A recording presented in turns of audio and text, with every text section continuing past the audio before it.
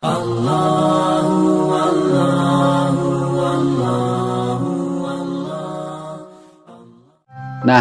kepada siapa dia harus mengeluarkan zakatnya itu? Zakat itu hanya boleh diberikan kepada asnaf yang 8.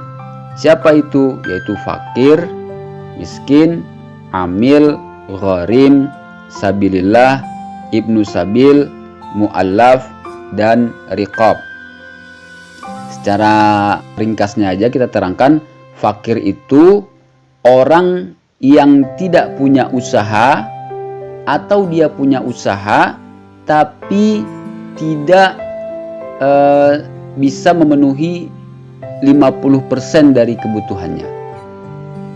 Contoh misalnya gini, misalnya seseorang kebutuhan hidupnya sehari 100.000, ini misal saja ya, 100.000 sehari misalnya. Nah, dia tidak punya usaha untuk mencukupi kebutuhannya yang 100.000 per hari itu. Berarti dia tergolong fakir. Atau dia punya usaha tapi penghasilannya cuma 40.000. Berarti kan tidak bisa memenuhi setengah dari kebutuhannya. Nah, itu juga tergolong fakir.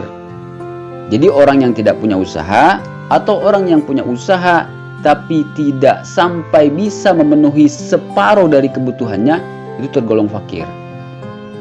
Kalau miskin adalah orang yang punya usaha, punya penghasilan ya, yang lebih dari 50% kebutuhannya, tapi juga tidak sampai memenuhi kebutuhannya. Contoh, misalnya kebutuhannya 100.000 sehari. Dia punya usaha tetapi penghasilannya hanya 80.000 sehari misalnya. Berarti kan tidak sampai memenuhi kebutuhan hidupnya. Ya, lebih dari 50% kebutuhan hidup tapi tidak sampai cukup gitu. Nah, ini masuk kategori miskin. Kalau amil siapa? Amil secara gampangnya adalah orang yang resmi ditunjuk oleh pemerintah sebagai pengurus zakat. Gharim siapa? Gharim orang yang punya hutang. Ya, orang yang terlibat hutang, dia nggak mampu membayar hutangnya tersebut. Nah, maka ini berhak menerima zakat. Sabilillah. Sabilillah ini menurut para ulama adalah orang-orang yang berjuang di jalan Allah dan dia tidak punya gaji, ya. Tidak dapat gaji dari negara, ya, dia berjuang dengan kemampuannya saja, maka ini adalah sabilillah, dia berhak mendapatkan zakat, ya. Namun ada juga pengertian sabilillah menurut ulama-ulama lain yang lain dari itu. Lalu ibnu sabil ini orang musafir yang kehabisan bekal di perjalanannya, ya.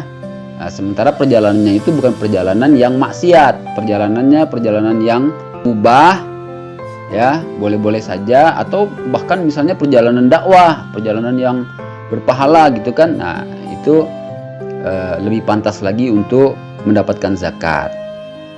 Kemudian yang ke-7 adalah mu'allaf, ya. Mu'allaf ini biasanya orang mengasumsikannya sebagai orang yang baru masuk Islam, ya.